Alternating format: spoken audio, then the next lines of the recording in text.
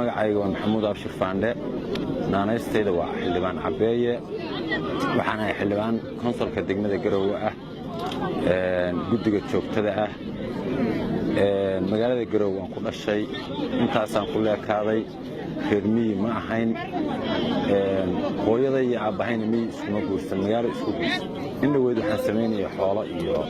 maaragtay waxaan ku jiray dadaalka miyiga waxaan sameeyay xoolo noocyadoodu kala duwan yihiin waxaan guursaday gabar reer miyi ah waxaan caawa ku dhisnay dooxada Elwaaseed sidaan hore idinku sheegayba waxaa jira in dhaweyd dadku waxay ka soo cararayeen miyiga iyo tuulooyinka waxaan moodaa in maaragtay magaalooyinkii loo soo buuxsamay oo lasoo faaruqiyey miyigii iyo tuulooyinkii sidaasoo ay tahay in caawa reerkan baadiyaan ku dhisay mana raba inaan magaaladii ka soo tago dadkii aan u shaqaynayey iyo shaqadeedii aan haystay gaarka ahayd midna inaan ka soo tago ma rabo waxaan rabaa inaan ka shaqaysto dadkaana waxaan rabaa inaan la noolaado reer miyiga ah xoolaha miyigana wax ku yeesho hawada iyo cunada freshka oo la haystana wax ka cuno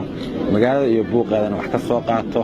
marka dhammaan waxaan kula talinayaa dhalinyarada Soomaaliyeed wiilal iyo gabdhaba in ay maaragtay baadiyaha la soo celiyo tuulooyinka la soo celiyo dadka tarantooda waxay ku jiraan miyiga xoolaha iyo nafaca aan ku cunno magaalada waxay ka yimaadaan miyiga marka aniga idinka iga wada caqli badan oo iga wada aqoon badan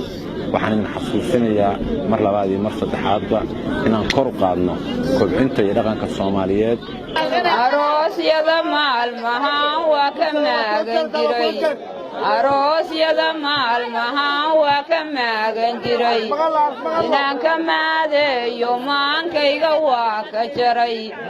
inaan ka maadeeyo maankayga waa ka jaray wuxuu bigiina ay qaatan u soo mirkacay wuxuu bigiina ay qaatan u soo mirkacay waxaan soo meerinaya salaan macaan waxaan soo meerinaya salaan macaan waxaana soo mariyey duco aan la miisi karin